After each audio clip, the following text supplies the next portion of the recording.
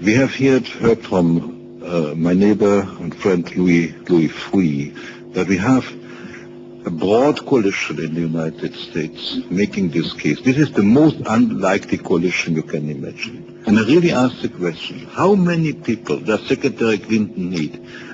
Outstanding Americans who served their country in top positions in the security area, the law enforcement area, in the political arena, Senate, Congress, governors, mayors. How many outstanding American citizens does Secretary Clinton need to take a decision and to review the terribly wrong decision in 1997 to put MK on the list of terrorist organizations as a part of a political maneuver and nothing else that, as we know, went terribly wrong. This has to be discussed with the United States. It has to be part of our dialogue. And number three, it has to be part of our dialogue within the system of the United Nations, the Secretary General of the United Nations, the High Commissioner for Refugees and the High Commissioner for Human Rights, to make clear that the United Nations understand the situation there as a responsibility of the international community.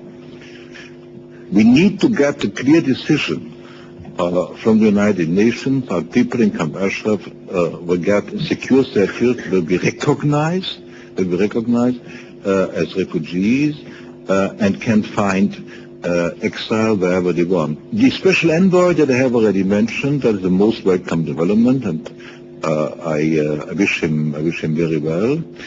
Here it's important to make sure that he can visit Camp Ashraf without delay, and we cannot accept if the government in Baghdad would create obstacles for his work, would deny him access or whatever he needs. So this is an issue of the utmost urgency for the European